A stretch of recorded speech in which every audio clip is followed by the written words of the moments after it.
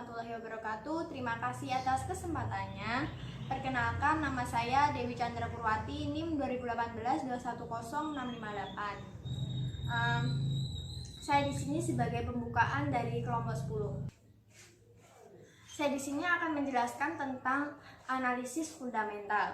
Analisis fundamental sendiri adalah analisis yang umumnya digunakan oleh investor untuk membantu keputusan jual beli saham. Nah, analisis fundamental ini dari bahasa Inggris atau fundamental analysis adalah metode analisis perusahaan yang didasarkan pada faktor-faktor fundamental ekonomi suatu perusahaan termasuk sisi kinerja keuangan dan bisnis perusahaan.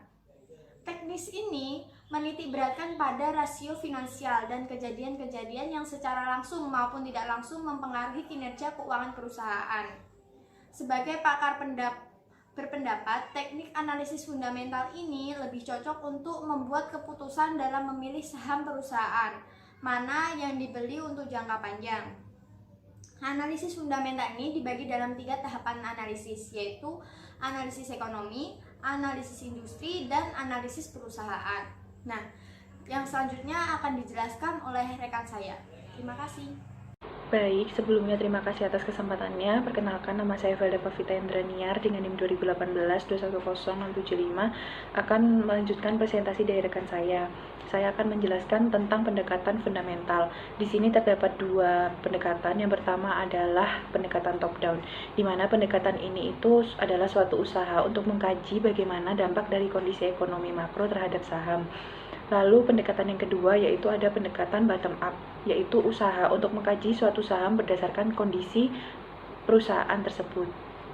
Pada kenyataannya, pada fundamental analisis ini sendiri itu sangat umum digunakan karena metode analisis top down ini merupakan analisis dimulai dari ekonomi negara secara makro hingga dikerucutkan menjadi lingkup yang lebih kecil, yaitu per sektor hingga perusahaan satu persatu. Walaupun sebelumnya dalam fundamental analisis sendiri ini juga bisa dilakukan analisis secara bottom up atau analisis per perusahaan, baru memperluas cakupan analisis menjadi per sektor dan tingkat mikro, atau dengan kata lain mengesampingkan analisis siklus pada sektor global dan lebih memprioritaskan analisis masing-masing saham. Nah, pendekatan bottom up ini sendiri berfokus pada analisa atas masing-masing saham. Dengan pendekatan ini, manajer investasi ini tidak memfokuskan pada perhatian sektor industri atau kondisi perekonomian secara keseluruhan, melainkan pada satu persatu emiten. Lalu di sini yang pertama saya akan menjelaskan tentang kelebihan dari top down ini sendiri, yaitu dapat menentukan alokasi aset yang ideal berdasarkan kondisi pasar tersebut. Lalu yang kedua, mampu menentukan kapan situasi yang tepat untuk investasi saham. Lalu ada juga kekurangan dari top down ini sendiri, yaitu bila riset dan data yang dihimpun tidak tepat, maka akan berdampak pada portofolio sehingga berpengaruh kepada keseluruhan. Misalnya, bila hasil analisis menyimpulkan pasar sedang mengalami tren penurunan dan ternyata sebaliknya, akibat portofolio akan kehilangan kesempatan untuk menikmati hasil dari pasar saham tersebut. Selanjutnya saya akan menjelaskan tentang kelebihan dari bottom up. Kelebihan dari bottom up yaitu pendekatan ini tuh membantu investor untuk mengenal emiten atau sebuah perusahaan itu lebih detail. Lalu dapat mempertajam keakuratan analisis terhadap suatu emiten untuk potensi jangka panjang dan dapat melakukan seleksi saham sehingga jumlah saham yang dipilih pun tidak terlalu banyak. Lalu di sini kekurangan dari bottom up sendiri yaitu lebih fokus pada analisis per emiten sehingga tidak memperhatikan iklim pasar yang akan terjadi sebuah penurunan atau konsekuensi terhadap portofolio yang lumayan besar. Sekian presentasi dari saya, selanjutnya akan dijelaskan oleh rekan saya. Baik, terima kasih atas kesempatannya. Perkenalkan, nama saya Paramita Rahadiani dengan NIM 2018-210676. Di sini saya akan menjelaskan mengenai alat-alat yang digunakan dalam analisis fundamental saham. Baik, yang pertama yakni ada EPS. EPS ini merupakan singkatan dari earning per share, di mana earning per share ini menggambarkan mengenai laba tiap lembar saham pada perusahaan tersebut. Baik, kemudian di sini ada PER. PER ini merupakan singkatan dari price earning ratio, di mana PER ini menggambarkan mengenai berapa kali harga pasar dari saham tersebut melebihi EPS dari saham tersebut sendiri. Sehingga dalam perhitungan PER ini dapat digunakan sebagai indikator antisipasi pasar akan laba di masa datang pada perusahaan dan kualitas laba di masa lalu dari perusahaan tersebut. Baik, selanjutnya di sini ada EPS growth. EPS growth ini merupakan pertumbuhan dari laba tiap lembar saham. Biasanya pertumbuhan EPS ini mengindikasikan apakah harga saham di masa mendatang akan naik dan juga bisa mengindikasikan bahwa bila harga saham tersebut naik, maka kinerja saham tersebut bisa saja juga meningkat atau semakin lebih baik. Baik, kemudian di sini ada pair growth. Pair growth ini merupakan pertumbuhan dari price earning ratio, di mana semakin kecil pair growth tersebut atau idealnya bernilai biasanya 0,8 atau lebih kecil dari pair growth sebelumnya atau setelahnya, itu mengindikasikan bahwa semakin kecil pair growth ini, maka potensi dari saham itu semakin besar untuk dibeli oleh masyarakat. Baik, selanjutnya yakni ada DPS. DPS ini merupakan jumlah aktual yang diterima oleh pemegang saham atas setiap lembar saham yang dimiliki. DPS ini merupakan singkatan dari dividen per share. Kemudian yang terakhir yakni ada dividen yield atau juga biasa disebut dividen per share yield dan dividen cover. Di mana perbedaan dari dividen yield dan dividen cover ini adalah dividen yield ini merupakan dividen per share tahunan dibagi dengan harga penutupan saham. Sedangkan untuk dividen cover ini menunjukkan berapa kali dividen di cover oleh EPS yang terakhir kali ditunjukkan oleh perusahaan. Terima kasih atas kesempatannya. Saya Erlisa Rumsyafirah, NIM 2018-210-680. Di sini saya akan menjelaskan analisis teknikal. Analisis teknikal adalah suatu teknik analisis yang dikenal dalam dunia keuangan yang digunakan untuk memprediksi tren suatu harga saham dengan cara mempelajari data pasar yang lampau, terutama pergerakan harga dan volume. Pada awalnya, analisis teknikal hanya memperhitungkan pergerakan harga pasar atau instrumen yang bersangkutan dengan asumsi bahwa harga mencerminkan seluruh faktor yang relevan sebelum seseorang investor menyadari melalui berbagai cara lain. Analisis teknikal dapat menggunakan berbagai model dan pasar, misalnya untuk pergerakan harga digunakan metode seperti misalnya indeks kekuatan relatif, indeks pergerakan rata-rata, regresi, dan korelasi antar pasar dan intrapasar, siklus ataupun dengan cara klasik yaitu menganalisis pola grafik. Saya tampilkan RTA bisnis saya.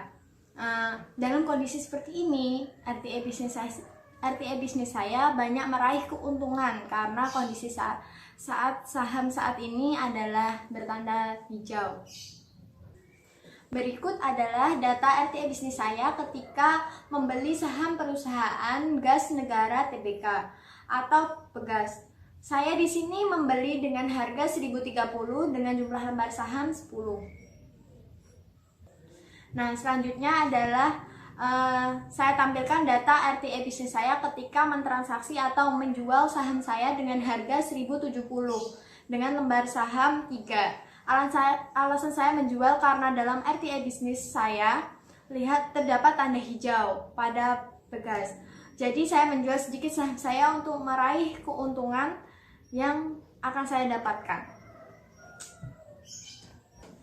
Nah, berikut adalah earning per share atau IPS. Dapat dilihat dari data tersebut, IPS perusahaan gas negara atau Pegas ini mengalami penurunan dari tahun 2018 ke tahun 2019 sebesar 0,73. Hal ini dikarenakan perusahaan gas negara ini dengan tingkat keuntungan bersih untuk tiap lembar sahamnya yang mampu diraih perusahaan pada saat menjalankan operasinya mengalami penurunan. Nah, berikut adalah data PER, perusahaan gas negara. Hal ini dapat dilihat ketika PR membeli mengalami kenaikan dari tahun 2018 ke tahun 2019 dan menjual juga mengalami kenaikan dari tahun 2018 ke 2019. Hal ini ditandakan karena yang berarti mempunyai prospek yang baik, biasanya mempunyai PR yang tinggi. Selanjutnya adalah earning per share growth. Dari tahun 2018 ke tahun 2019, EPS growth ini mengalami penurunan yang ditandai dari kinerja suatu perusahaan juga mengalami penurunan. Nah, berikut ini adalah data PR growth. Dalam PR growth ini mengalami kenaikan. Hal ini ditandai karena prospek kerja dari tahun ke tahun mengalami kemajuan atau peningkatan. Selanjutnya adalah dividen per share atau DPS. Dividen per share atau DPS ini mengalami kenaikan pada tahun 2018 ke tahun 2019. Berarti bahwa keuntungan dividen dalam bentuk saham ini mengalami kenaikan. Dari data di atas, dividen yield mengalami kenaikan dalam kategori menjual atau membeli. Hal ini adalah tingkat pembagian keuntungan dari perusahaan gas negara mengalami kenaikan. Nah, berikut ini adalah dividen cover. Dalam data di atas, dividen cover ini dari tahun ke tahun mengalami penurunan. Hal ini juga menunjukkan bahwa per lembar saham mengalami penurunan dari tahun ke tahun. Selanjutnya saya akan memberikan kesimpulan yang ada di data di atas. Kesimpulan dari fundamental ini, perusahaan gas negara ini dapat disimpulkan bahwa pendekatan fundamental ini saham yang ada di perusahaan ini mengalami kenaikan dan saham bisa dilihat atau dibeli atau dijual karena kondisi saham yang hijau. Tetapi dalam hal ini saya menyimpulkan bahwa perusahaan gas negara ini mengalami over value karena harga jual yang saya tawarkan melebihi harga pasar sekarang. Selanjutnya saya akan memberikan kesimpulan dari analisis teknikal yang ada di grafik-grafik di sini. Dalam analisis teknikal ini, perusahaan gas negara dapat disimpulkan bahwa untuk memprediksi tren suatu harga saham dengan cara mempelajari data pasar yang lampau, terutama pergerakan harga dan volumenya perusahaan gas negara ini mengalami kenaikan. Dan dapat dilihat dari grafik yang ada, perusahaan gas ini banyak yang membeli saham karena pada saat ini kondisi perusahaan gas negara di sini mengalami kenaikan pada Desember tahun 2020. Terima kasih, selanjutnya akan dijelaskan oleh rekan saya. Lalu selanjutnya di sini saya akan menjelaskan tentang trading saham di My Portfolio RTI Business. Di sini saya dimodali dengan 100 juta rupiah dan saya sudah melakukan berbagai transaksi pembelian maupun penjualan saham sehingga dana yang saya miliki sekarang yaitu sebesar 77.873.500 rupiah. Selanjutnya saya akan menjelaskan tentang analisis fundamental, yaitu perhitungan dari earning per share, di mana bisa dilihat dari tabel yang sudah saya tunjukkan. Dari tahun 2018 ke tahun 2019 ini mengalami kenaikan sebesar 3,84. Hal ini dikarenakan laba bersih pada tahun 2019 ini meningkat, jumlah lembar saham biasa ini yang beredar itu turun. Perhitungan selanjutnya yaitu price to earning ratio. Dapat dilihat yang sudah saya tampilkan bahwa PER menurun menjadi 23 kali pada saat membeli dan 30 kali pada saat menjual. Perhitungan selanjutnya yaitu EPS growth rate yang sudah saya sajikan tabel tersebut. Kesimpulannya yaitu EPS growth rate ini mengalami penurunan pada tahun 2019 karena jika PER tadi mengalami penurunan, maka EPS growth rate ini juga akan mengalami penurunan yaitu sebesar 17,2 yang disebabkan karena kinerja perusahaan yang memburuk. Lalu selanjutnya yaitu ada perhitungan per growth rate. Di sini kesimpulannya yaitu rasio harga saham terdapat pada per saham perusahaan mengalami peningkatan pada saat membeli pada tahun 2019 sebesar 2,09, sedangkan pada tahun 2018 sebesar 2,21. Jadi di sini kesimpulannya yaitu naik sebesar 0,12. Lalu perhitungan selanjutnya yaitu dividen per share atau biasanya disebut dengan DPS. Bisa dilihat di tabel ini, DPS pada tahun 2018 yaitu sebesar 2,27, sedangkan DPS tahun 2019 yaitu sebesar 2,82. Jadi kesimpulannya di sini, laba yang dibagikan dalam bentuk dividen kepada pemegang saham untuk setiap lembarnya mengalami kenaikan sebesar 0,55. Lalu perhitungan selanjutnya yaitu ada dividend yield, di mana pada saat membeli itu pada tahun 2018 yaitu sebanyak 0,0013 atau 13%. Lalu membeli pada tahun 2019 yaitu sebanyak 0,0016 atau 16%. Lalu menjual dengan nominal 0,0012 atau 12%. Lalu menjual pada tahun 2019 sebesar 0,0015 atau 15%. Nah, jadi di sini kesimpulannya yaitu dividend yield ini mengalami peningkatan pada saat menjual. Meningkatnya rasio perbandingan pada saat membeli dan menjual sebesar 3%. Lalu perhitungan yang terakhir yaitu ada dividend cover, di mana dividend cover pada tahun 2018 yaitu sebanyak 25 kali, dan sedangkan dividend cover pada tahun 2019 sebanyak 21 kali. Jadi rasio pendapatan perusahaan atas dividen yang diberikan kepada pemegang saham ini mengalami penurunan sebanyak 4 kali. Lalu di sini saya akan menjelaskan apakah saham dari AC Hardware Indonesia Tbk ini layak dibeli atau tidak. Berdasarkan dari perhitungan yang sudah saya jelaskan tadi, maka EPS-nya terletak di bagian hijau, PER-nya terletak di bagian merah, EPS GR-nya terletak di bagian hijau, PER GR-nya termasuk di bagian merah, DPS-nya termasuk di bagian hijau, dividend yield-nya masuk di bagian hijau, dan dividend cover-nya masuk di bagian merah. Maka perbandingannya adalah 4:3. Maka menurut saya saham ini itu layak dibeli. Lalu saham AC Hardware Indonesia Tbk ini juga terdapat beberapa grafik analisis teknikal. Yang pertama ada bar chart, baseline chart, line chart, dan candle chart. Jadi di sini kesimpulan yang bisa saya ambil yaitu menurut saya saham AC Hardware Indonesia Tbk ini layak untuk dibeli karena dari sisi fundamental yaitu AC Hardware Indonesia ini berpotensi menambah pangsa pasar bagi emiten dalam jangka panjang. Lalu saham AC Hardware ini juga sudah terbilang mahal dari segi valuasi. Ini terbukti dari price to earning ratio-nya sudah di kisaran 30 kali. Lalu selanjutnya ada rupiah dalam posisi yang stabil sehingga tidak mengganggu aktivitas bisnis perusahaan yang notabene menjual 80% produk impor. Dan selanjutnya nilai yang baik atas revenue dan net profit-nya itu terus bertumbuh. Lalu dari sisi teknikalnya, saham AC Hardware Indonesia Tbk ini memiliki potensi teknikal yang menarik untuk ditrendingkan karena pergerakan sahamnya ini memiliki support system resisten yang bisa dijadikan patokan untuk mengambil posisi menjual, membeli, dan memprediksi posisi breakout dan breakdown suatu perusahaan. Biasanya jika saham tersebut mengalami breakdown, maka strategi yang dipertimbangkan yaitu menunggu kembali menjadi breakout dari support terendah sebelum saham tersebut di breakdown. Mengenai analisis yang telah saya lakukan pada saham PT Astra International Tbk, di mana analisis yang saya gunakan adalah analisis secara fundamental serta teknikal.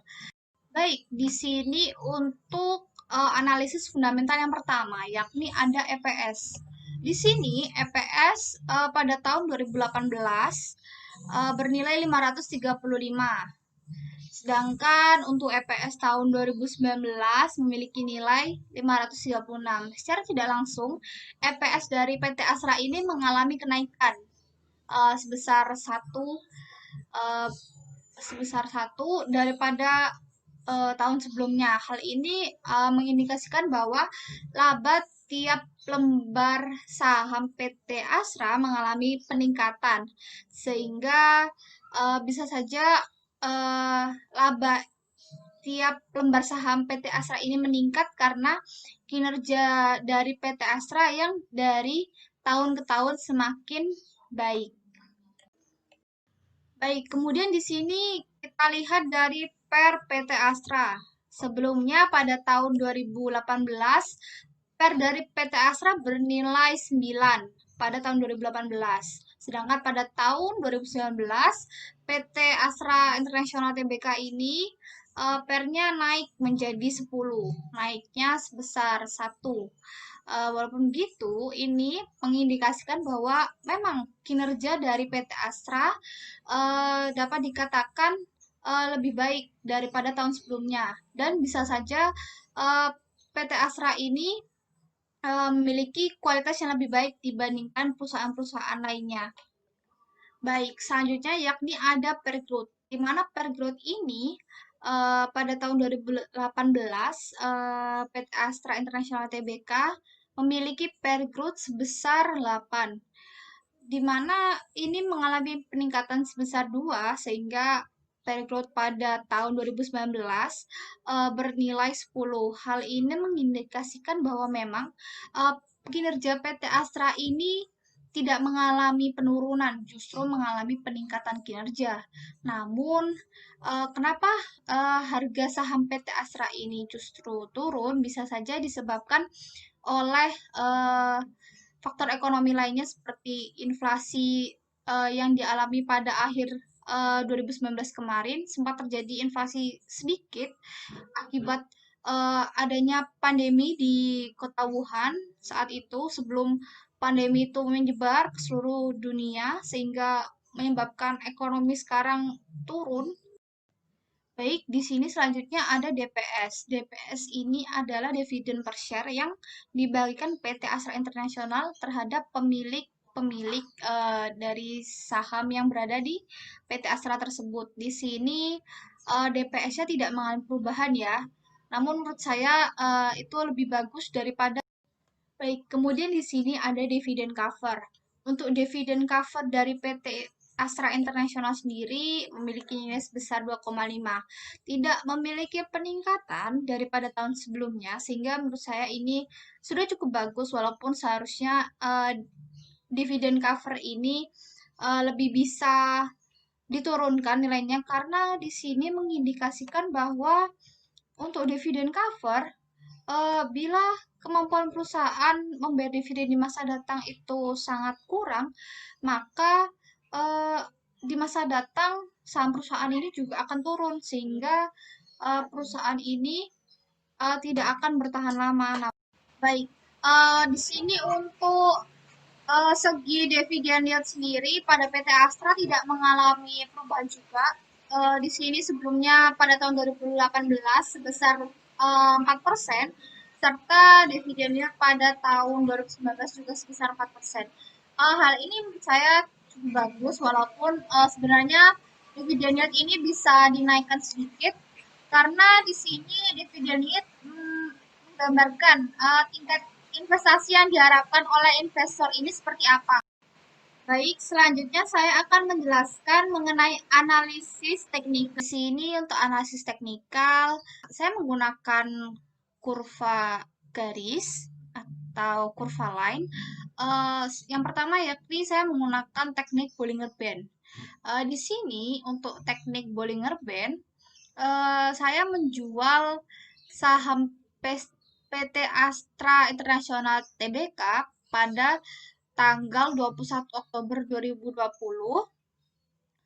Di sini saya menjual saat itu pada harga Rp5.250 tiap lembarnya.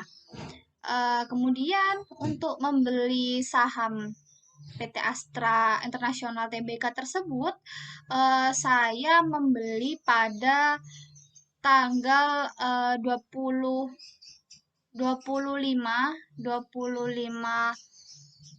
September tahun 2020 dengan nominal Rp4.825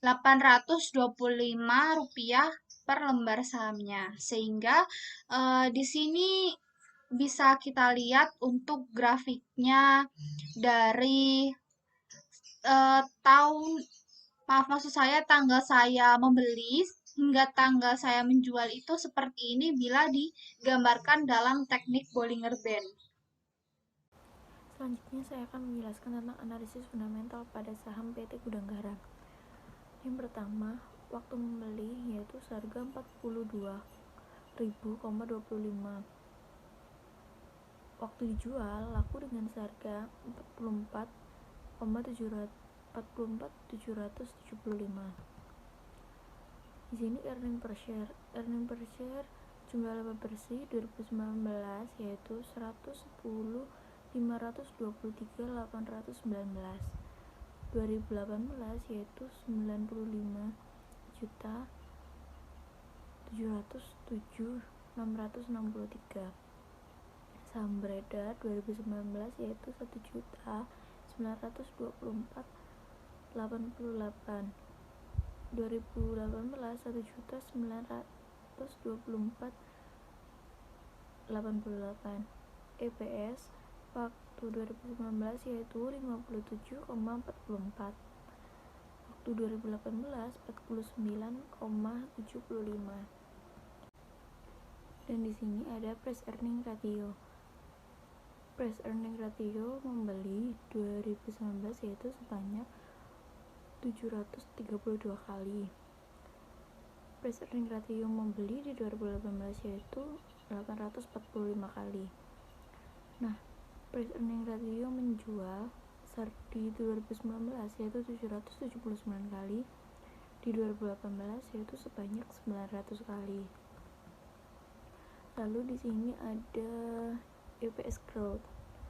EPS sekarang di 2019 57,44, di 2018 49,74. EPS sebelumnya yaitu di 2019 yaitu 49,74 dan di 2018 43,30. EPS growth-nya 2019 yaitu 115,48%. Di 2018 EPS growth-nya 114,87. Dengan cara EPS sekarang dibagi EPS sebelumnya dikali 100. Lalu di sini ada price earning ratio growth atau per growth. Di per growth membeli di 2019 yaitu 633,876. Di 2018 membelinya 735,614. Menjual di 2019 yaitu 674,575. Menjual di 2018 yaitu 738,49 dengan cara PER dibagi EPS growth. Lalu di sini ada dividen per share. Dividen tunai di 2019 yaitu 5.2.629. Di 2018 ada dividen tunai yaitu sebesar 4.989.268. Rata-rata jumlah saham 2019 1.924,88.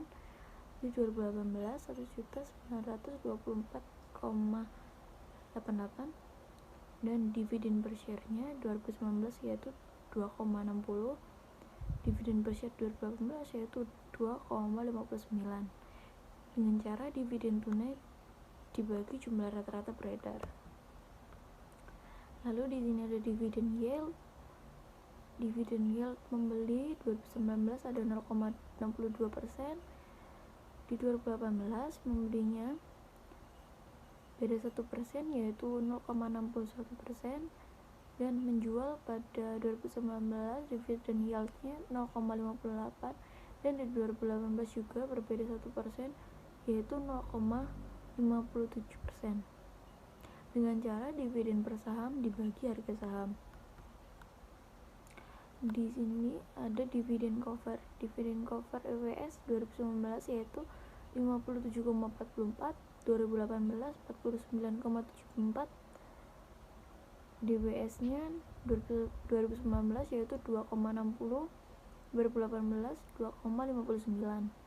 Dividen covernya di 2019 yaitu 22 kali, 2018 yaitu 19 kali, dengan cara laba per saham dibagi dividen per saham. Terima kasih.